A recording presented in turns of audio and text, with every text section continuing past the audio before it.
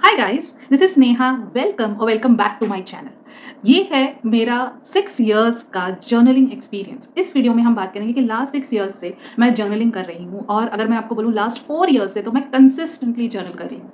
और last 4 years में मैंने कुछ बड़े चेंजेस अपने आप में देखे, और किस तरह से जर्नलिंग और प्लानिंग ने मेरी हेल्प की, प्रोफेशनली भी और पर्सनली भी। इस पर्टिकुलर वीडियो में हम डिस्कस करने वाले हैं कुछ फ़ायदे जो मैंने अपने अंदर देखे, कुछ चेंजेस जो मैंने अपने अंदर देखे, जो over a period of time, in the period of last 4 to 6 years जो मैंने ऑब्जर्व किए हैं, वो मैं आज आपके सामने रखने वाली हूँ। अगर आप जर्नलिंग कर रहे हैं या करना चाहते हैं, तो ये वीडियो लास्ट तक ज़रूर देखिए। या फिर अब तक आपने जर्नलिंग नहीं की है, आपको पता भी नहीं है जर्नलिंग क्या होती है, तो ये वाली प्लेलिस्ट ज़रूर चेक करिए। यहाँ पर जर्नलिंग क्या है, जर्नलिंग कैसे करते हैं, इंडिया में कौन से जर्नलिंग ऑप्शंस अवेलेबल है। आप रेडीमेड जर्नल भी खरीद सकते हैं, जो लास्ट 2 इयर्स से तो मैं कर रही हूँ, और उससे मेरा काफ़ी टाइम बच रहा है। ओके, वो बात अलग है कि पहले मेरे पास बहुत टाइम होता था, तो मैं खुद से अपनी जर्नल्स बनाती थी, क्रिएटिविटी जो आज भी मैं करती हूँ, बट मैं अब समय बचाने के लिए रेडीमेड जर्नल्स यूज़ करती हूँ। ओके, बट कुछ बेहतरीन ऑप्शंस मैंने इस प्लेलिस्ट में डाले हुए हैं। Okay, and this year also when we come close to 2023 and we are preparing ourselves for 2024, मैं इस साल भी काफ़ी ऑप्शंस जो मार्केट में अवेलेबल है, हम उनको डिस्कस करेंगे, साथ में परखेंगे, उनके कुछ नए पहलू जो मैं रिसर्च करूंगी तो मैं आपके सामने रखूंगी। So please check out my videos. Okay, शुरू करते हैं 6 साल की मेरी जर्नलिंग की जर्नी, और मैंने अपने अंदर क्या पावर्स चेंज किए। सबसे पहला जो मैंने जर्नलिंग में ऑब्जर्वेशन किया कि वर्ड्स हैव पावर। आप जो वर्ड्स लिखते हैं, आप जिस तरह से इमोशन फील करते हैं, आप उसी तरह से जब अपनी जर्नल में उतारते हैं, तब उनमें बहुत पावर होता है। ओके, अब ये हमारे ऊपर है कि हमारे वर्ड्स पॉजिटिव हैं या नेगेटिव हैं। ओके, सबसे पहला चीज़ मैंने ये ऑब्जर्व किया कि वर्ड्स हैव पावर। कुछ चीज़ें जो मैंने बहुत पहले लिख के रखी थी, अब जाके हमने वो मैनिफेस्ट कर लिया, और मुझे पता भी नहीं था। जब 2 दिन पहले मैं सफाई कर रही थी और अपनी पुरानी जर्नल खोल के मैंने देखा, तब मैंने उसमें ऑलरेडी लिखा हुआ था, और वो चीज़ें हो गई। Okay, so this is my number one observation, or the fact that I want to reveal to you. Words have power, so please start writing. If it's not on paper, it's vapor, वो हवा में उड़ जाएगा। Okay, और सबसे पहली चीज़ जो अपने पर्सनल ग्रोथ में मैंने देखी, वो थी मेरी सेल्फ अवेयरनेस। जर्नलिंग करने से, सेल्फ रिफ्लेक्शन करने से मुझे एक डीपर अंडरस्टैंडिंग मिली मेरी खुद की पर्सनैलिटी के बारे में। मेरे थॉट्स क्या है, मेरे इमोशंस क्या है, कौन सी सिचुएशन मुझे किस तरह से ट्रिगर करती है, और मुझे कितना गुस्सा आता है, किस चीज़ पर आता है, वो मैंने ऑब्जर्व करना शुरू किया। और जो अंदर ही अंदर एक द्वंद्व युद्ध चल रहा था, वो जब एक बार मैंने पेपर पे उतार दिया, तो वो युद्ध खत्म हो गया।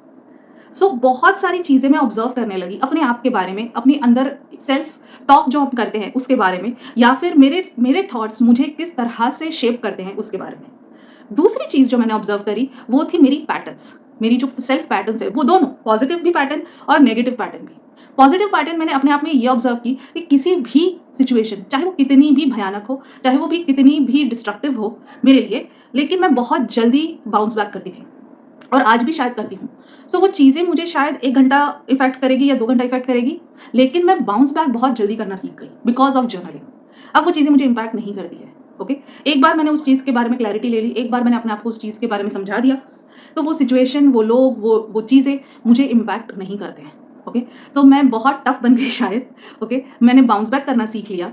और दूसरी चीज़ जो नेगेटिव मैंने पैटर्न्स अपनी ऑब्जर्व करना शुरू की, वो मेरी क्रेविंग्स, जो मैं शुगर की क्रेविंग्स कब होती है, मेरी फूड हैबिट्स कैसी होती है मेरी, हफ्ते में कितना दिन मैं जंक फूड खाती हूँ, या कितने इमोशंस मेरे फ्लक्चुएट करते हैं। स्पेशली जब हम लड़कियां पीरियड्स में आती है, तो हमारे मूड्स बहुत फ्लक्चुएट होते हैं। अगर आप वो मूड्स ट्रैक करना सीख जाएंगे, तो आप वो मूड्स को हैंडल करना भी सीख जाएंगे। लेकिन अगर आपकी ज़िंदगी ऐसे चल रही है जैसे मानो बहती धारा, जैसे पानी बह जाता है, वैसे आपके मूड्स और आपके जीवन भी बह रहा है, और आपका उस पर कोई कंट्रोल नहीं है, तब आप कुछ नहीं कर सकते।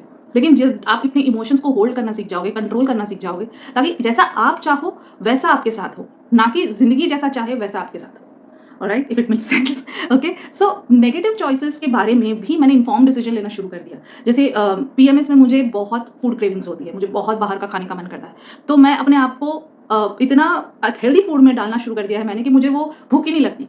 अगर आप स्टार्व नहीं करोगे, भूख नहीं लगेगी, तो आप डेफिनेटली जंक फूड की तरफ नहीं जाओगे। ये सारी चीज़ें मैंने ऑब्जर्व करना शुरू कर दी अपने बारे में। अगर आप कंसिस्टेंटली जर्नल कर सकते हो, तो आपको आपकी पैटर्न्स दिखना शुरू हो जाएगी, जो आपको एक बहुत अच्छी पर्सनैलिटी बनाने में हेल्प कर सकती है। आगे बढ़ते हैं हम। मेरे इमोशंस को प्रोसेस करने के लिए मुझे एक स्पेस क्रिएट हो गया। ओके, जो मेरे इमोशंस थे, जैसे को मैं एक्सप्रेस कर देती हूँ एक बार, तो फिर मेरा स्ट्रेस एकदम रिड्यूस हो जाता है। ओके, अगर आपने अपने गुस्से को एक्सप्रेस नहीं किया, या आपको कुछ हर्ट हुआ, आपने एक्सप्रेस नहीं किया, ओके, चाहे किसी को भी, चाहे किसी से बात करके या चाहे पेपर पे, ओके, अगर आपने वो चीज़ें लिखी नहीं है तो वो चीज़ आपके साथ बार बार बार बार बार बार दिमाग में एक मूवी की तरह चलती रहती है। ओके, सो बहुत इंपॉर्टेंट है, स्पेशली नेगेटिव इमोशंस आप पेपर में लिख कर उस चीज़ को खत्म कर दीजिए। ओके, सो आपके इमोशंस एक बार प्रोसेस हो जाएंगे, एक बार मन का जो पूरा लावा है वो निकल के पेपर पे आ जाएगा, तब आप देखेंगे कि आपके अंदर एक खालीपन हो गया है, और वो खालीपन को फिर हम पॉजिटिविटी से फिल कर सकते हैं। लेकिन अगर आप ना किसी के साथ बात करेंगे, ना ही आप पेपर पे उतारेंगे, तो फिर आप देखेंगे कि आप over a period of time चिड़चिड़े होते जाते हैं। आपको वो नेगेटिव, ना आप किसी से बोल पा रहे हैं कि आपको क्या चिढ़ आ रही है, ना ही आप पेपर पे उतार रहे हैं, तो आपको वो इमोशंस को बॉडी फिर धीरे-धीरे उसको एक डिज़ीज़ की तरह स्टोर करने लगती है। नेगेटिव इमोशंस बॉडी में स्टोर होना शुरू हो जाते हैं। फिर आपको अचानक से सर दर्द होना शुरू हो जाता है, पैरों में दर्द होना शुरू हो जाता है, बैक में दर्द होना शुरू हो जाता है, कंधे फ्रोज़न हो जाते हैं, बिकॉज़ हमारे इमोशंस स्टोर्ड हैं। हमारे इमोशंस को लेट आउट करने के लिए एक सेफ स्पेस हमारी जर्नल हमको देती है। ओके? पॉज़िटिवली अगर मैं बात करूँ, मेरे गोल सेटिंग प्रोसेसेस बहुत इफ़ेक्टिव हो गए जब मैंने जर्नलिंग करना शुरू कर दिया। ओके? मोस्टली मेरे गोल्स बहुत हाई मैं सेट करती हूँ, तो हमेशा 70% या 80% ही अचीव होते हैं। बट जब वो 70% या 80% भी अचीव हो जाते हैं, तो रिमेनिंग 20-30% मुझे बहुत नज़दीक लगता है, और ये प्रोसेस मेरी पर्सनल जर्नी के लिए भी बहुत काम आता है।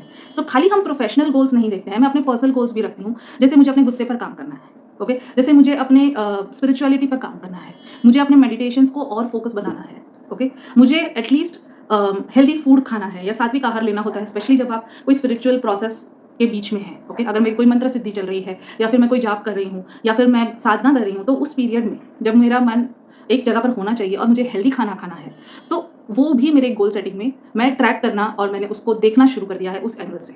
सो ये मुझे अपनी जर्नल से ही पता चलता है।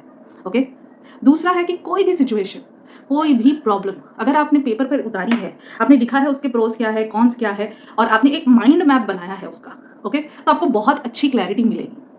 अगर आप दिमाग में ही उस प्रॉब्लम को बढ़ा रहे हो, तो हमारी नेगेटिव पैटर्न्स थिंकिंग की इतनी स्ट्रांग होती है कि हम उस चीज़ में हर एंगल से बुराई ही देखते हैं।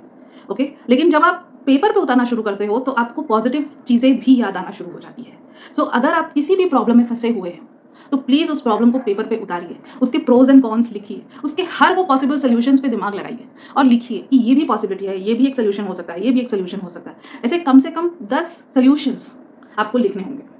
ओके, उसके बाद जो सबसे इंपॉर्टेंट चीज़ मैंने अपने आप में ऑब्जर्व करी है, वो है कि मेरी रिलेशनशिप्स और मेरी कम्युनिकेशन पैटर्न बहुत अच्छी होना शुरू हो गई है। अगर आज मुझे अपने फ्रेंड से कम्युनिकेट करना है, अगर आप मुझे अपने पेरेंट्स से कम्युनिकेट करना है, तो मैं बहुत इफेक्टिवली उनको कम्युनिकेट कर सकती हूँ। चाहे वो चीज़ मुझे अच्छी लगी हो, या किसी को एक्सप्रेस करना हो कि मुझे ये चीज़ें अच्छी नहीं लगी है, या ये सिचुएशंस मुझे हर्ट हुई है, तो आज मैं अपनी आवाज़ उठाकर उनसे क्रिस्टल क्लियर बात कर सकती हूँ।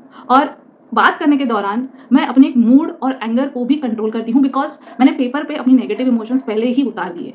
तो जब मैं वो बात करती हूँ, तो उस बातों में वो नेगेटिविटी इतनी झलकती नहीं है, या मेरा एंगर इतना झलकता नहीं है, क्योंकि वो एंगर प्रोसेस हो चुका है। ओके, सो मुझे ऐसा फील होता है कि मेरी कम्युनिकेशन स्किल्स बहुत बेहतर हो गई है। ओके, जो पर्सनली भी मुझे काम आती है और प्रोफेशनली भी मुझे काम आती है।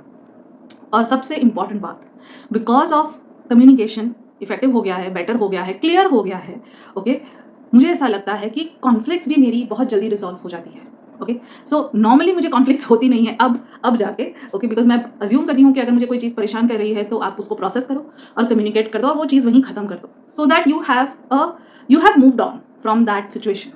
ओके, बट अगर मुझे ऐसा फील होता है कि जर्नलिंग की वजह से मेरी इंटरपर्सनल कॉन्फ्लिक्ट्स, और दूसरी कॉन्फ्लिक्ट जो होती है, जो हमारे अंदर होती है, जो मन में और दिमाग में जो एक युद्ध चल रहा होता है, वो युद्ध भी काफ़ी बंद हो गया है, या ऑलमोस्ट खत्म हो गया है। ओके, बिकॉज अब मेरा फोकस प्रॉब्लम सॉल्विंग पे होता है, अब मेरा फोकस सोल्यूशन पे होता है, अब मेरा फोकस उस चीज़ सिचुएशन से बाहर निकल कर आगे बढ़ने पर हो गया है। तो मेरी कॉन्फ्लिक्ट भी काफ़ी जल्दी रिजॉल्व हो गई है। और last and most important thing, gratitude और पॉजिटिव अप्रोच। हर सिचुएशन में पॉजिटिव अप्रोच रखना, पॉजिटिव एंगल से देखना या सोचना, ये मुझे मेरी जर्नलिंग ने सिखाया है। और दुनिया के प्रति, यूनिवर्स के प्रति, हर उस सिचुएशन, हर उस चीज़ के प्रति आज मुझे भर भर कर ग्रैटिट्यूड है। ओके, मैं सुबह 15 मिनट और रात को सोने से पहले 15 मिनट इस पूरी सृष्टि को भर के ग्रैटिट्यूड देती हूँ कि आज मेरे पास जो भी है, चाहे कुछ नहीं भी है, तो भी ग्रैटिट्यूड मेरा कम नहीं होता। और ये चीज़ मुझे सिर्फ मेरी जर्नलिंग ने सिखाई है। ओके, सो मेरी रिलेशनशिप्स हेल्दी हो गई है, मेरे फ्रेंड्स काफ़ी बेहतर हो गए हैं, बढ़ गए हैं, शायद मेरा सर्कल काफ़ी बढ़ गया है, सोशल सर्कल बढ़ गया है, और मुझे ग्रैटिट्यूड है हर उस चीज़ का जिसने मुझे आज यहाँ तक पहुँचाने में हेल्प की है। तो ये एटीट्यूड आपको जर्नलिंग से ही आता है। ओके, अब बात करते हैं प्रोफेशनली आपको जर्नलिंग किस तरह से हेल्प कर सकता है, आपकी करियर प्लानिंग में हेल्प कर सकता है। अब नॉर्मली अगर आप 20s में हैं, ओके, तो आपका करियर अभी बन रहा है, या फिर आप एक टीनेजर हैं और आपको एक क्लैरिटी चाहिए कि मैं क्या करना चाहता हूँ या चाहती हूँ आगे की लाइफ में। सो अगर आप जर्नलिंग करना स्टार्ट करेंगे तो आपको बहुत क्लैरिटी मिलेगी, ओके, आपकी एक क्रिएटिव एस्पेक्ट निकल के बाहर आएगा। सो प्लीज़, अगर आप एक टीनेजर हैं और एक 20 या 30 ईयर्स के अंदर हैं, आपका गैज है और आप ये वीडियो देख रहे हैं, तो जर्नलिंग स्टार्ट करिए। ओके, आपके अचीवमेंट्स लिखना शुरू करिए, आपके सेटबैक्स लिखना शुरू करिए। हर सेटबैक आपको कुछ ना कुछ सिखाता है। ओके, मैंने कहीं पढ़ा था, आई डोंट रिमेंबर मैंने कहाँ से पढ़ा था, बट मैंने कहीं पढ़ा था कि सक्सेस आपको कुछ नहीं सिखाएगी, फेलियर्स से आप सीखेंगे। सो हर एक कदम जो आपका पीछे पड़ गया या आपको ऐसा लगता है आप फेल हो गए, वहीं से आपकी सक्सेस शुरू होती है। ओके, सो फेलियर आपको बहुत कुछ सिखाएगा, प्रोवाइडेड आपके पास एक पॉजिटिव अप्रोच हो, ग्रैटिट्यूड हो और आगे बढ़ने का विल पावर हो। ओके, आपको कौन सी स्किल सीखनी है प्रोफेशनली, आपको कौन सी स्किल्स और नॉलेज चाहिए कुछ काम करने के लिए या कोई अचीवमेंट के लिए, वो चीज़ जर्नलिंग आपको हेल्प करेगा। आप उसको ट्रैक भी कर सकते, अगर आपने कोई स्किल स्टार्ट कर दी है तो आप उसको ट्रैक भी कर सकते हो। जैसे अभी मैं संस्कृत सीख रही हूँ, ओके, सो मेरी स्पीड बहुत स्लो है, बट मैंने उसको ट्रैक करना शुरू कर दिया है। सो मैं रोज़ आधा घंटा अगर संस्कृत सीखती हूँ और 1-2 दिन अगर मैंने बीच में छूट गया मेरे से, वो भी ट्रैक में मुझे समझ आ जाती है कि अरे मैंने ना, मुझे ये सीखना है, ये प्रायोरिटी है और मैंने अभी 2 दिन का गैप लिया है, अभी enough is enough, get back on the work. Okay, so अगर आप आपकी स्किल्स ट्रैक कर रहे हैं तो आप उन चीज़ों को पूरा करेंगे। वरना अगर आप कुछ ट्रैक नहीं कर रहे हैं, बस हवा की झोंकों की तरह बहते चले जा रहे हैं, तो आप सीखना या शुरू तो बहुत कुछ करते हैं, पर वो चीज़ कभी आपके पास से खत्म नहीं होती। ओके, बिकॉज आप ट्रैक नहीं करते। फाइनली, जर्नलिंग से आपको आगे बढ़ने के लिए, सोशल कॉन्टैक्ट्स क्रिएट करने के लिए, नेटवर्किंग के लिए, बिजनेस कॉन्टैक्ट्स क्रिएट करने के लिए बहुत हेल्प हो सकती है। ओके, अगर आप अच्छा लिखते हैं या फिर अच्छा लिखते हैं एज इन आपके पास लिखने की प्रैक्टिस है, तो आपके इंसाइट्स जो आपने लिखे हैं वो आपको याद रहेंगे और किसी के साथ भी कन्वर्सेशन में वो पॉइंट्स आप बोल पाएंगे। ओके, सो ये आपको प्रोफेशनली भी एक बहुत अच्छी क्वालिटी है, नेटवर्किंग में ये बहुत हेल्प करता है। Okay, finally and the most important thing is decision making. आपके डिसीजंस, अगर आप प्रोफेशनली जर्नलिंग कर रहे हैं, अगर आप प्लानिंग कर रहे हैं, अगर पेपर पे आपके पास प्लान रेडी है, तो आपके डिसीजंस बहुत क्विक होंगे। ओके, मुझे याद है मैं थिंक एंड ग्रो रिच पढ़ रही थी, उसमें लिखा था कि नेपोलियन हिल के पास सिर्फ 60 सेकेंड्स थी, okay, to say yes for a richer idea. Okay, 60 seconds के अंदर अगर उसने जवाब नहीं दिया होता तो उसके हाथ से वो अपॉर्चुनिटी चली गई होती। सो और हमें थिंक एंड ग्रो रिच जैसी बुक नहीं मिलती। सो this is the important aspect कि डिसीजन मेकिंग आपकी बहुत क्विक हो जाती है। और वैसे भी मैंने बहुत सारे लीडर्स की बुक में पढ़ा है, अलमिनाक ऑफ नवल रविकांत भी ये कहते हैं कि अगर आपने कोई भी डिसीजन 60 सेकेंड्स के अंदर नहीं लिया तो आप वो ज़िंदगी में कभी चीज़ कर नहीं पाएंगे। ओके, सो कोई भी इंपॉर्टेंट डिसीजन आपका दिल और दिमाग हाँ बोलेगा तो कर लीजिए, ना बोलेगा तो मत कीजिए। ये जवाब आपको 60 सेकेंड्स में ही रेडी करना है। उसके बाद एनालिटिकल माइंड शुरू हो जाएगा और उसका आंसर नेगेटिव ही होगा। आपको पॉजिटिव एस्पेक्ट कभी नहीं मिल सकते। ओवर थिंकिंग करने से आपको पॉजिटिविटी कभी नहीं मिल पाएगी। और ओवर थिंकिंग को कम करने का एक ही तरीका है जर्नलिंग। 90% साइकाइट्रिस्ट और थेरेपिस्ट भी जर्नलिंग की ही एडवाइस देते हैं। ओके, सो अगर आप जर्नलिंग नहीं करते हैं तो ये सारी अच्छी aspect of the life you are missing out on it. और पता नहीं, मुझे ऐसा लगता है कि इंडिया में ही लोग जर्नलिंग नहीं करते हैं। मैंने अब्रॉड में हर उस बंदे को जर्नलिंग करते हुए देखा है। जब मैं मॉर्गन स्टैनली में थी और मैं लंदन और सब जगह ट्रैवल करती थी, तब भी वहाँ के लोगों को मैंने या तो पढ़ते हुए देखा है या तो लिखते हुए देखा है। ओके, वो स्विमिंग पूल पे बैठे हैं, वेकेशन एंजॉय कर रहे हैं, लेकिन उनके हाथ में किताब है। आप अगर अब्रॉड ट्रैवल कर रहे हैं तो आपको ये पता होगा, या आप अगर अब्रॉड में बैठे हैं तो आपको पता होगा कि reading is so important. I don't know why India में ही हम रीड नहीं करते हैं। Okay, which is so bad.